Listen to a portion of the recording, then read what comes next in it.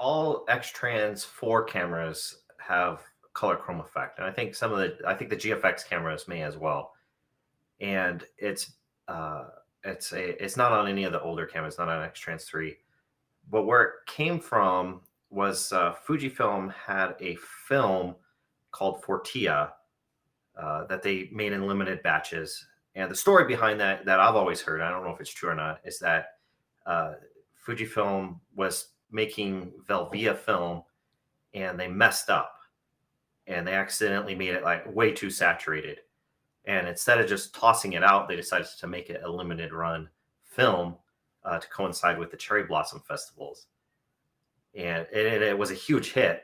But an issue with it was that the colors were just so vibrant that they were kind of like overexposed. They lost their details. So the people at Fujifilm set out to fix that issue for future Fortia runs. And their solution was to darken the colors, darken the reds, darken the greens, so that they deepen them so that they would still retain their details. So they took that same principle for the Fortia film and applied it to their Fujifilm cameras through color chrome effect.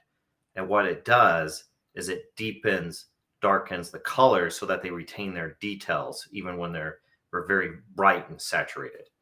So let's go ahead and look at our sample picture here.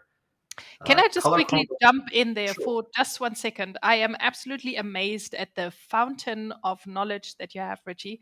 I don't know where you find all this information and all those stories, but it's absolutely wonderful. And I love how it always puts things into context. And when you tell a story around a certain feature, it sticks in your head and it's so much better to remember. So I hope all of you can benefit from it as well.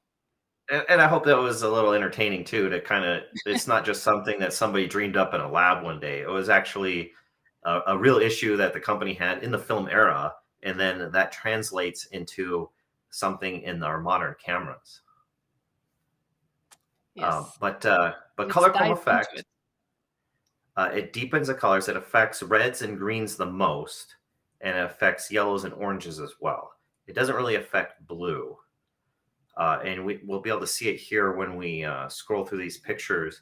You see that's with it off. And this is the Kodachrome 64 recipe, except for I changed color chrome effect to off and then weak and then strong. And you see that the reds and the greens deepen, which darkens the image a little bit. It can give it more contrast, especially if you have colors that are not darkening quite as much or not darkening at all.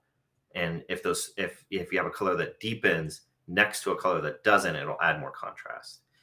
In this case, it's all basically green, red, and a little bit of yellow. So the whole image actually gets a little darker with as it adds each layer of color chrome effect to it, each strength.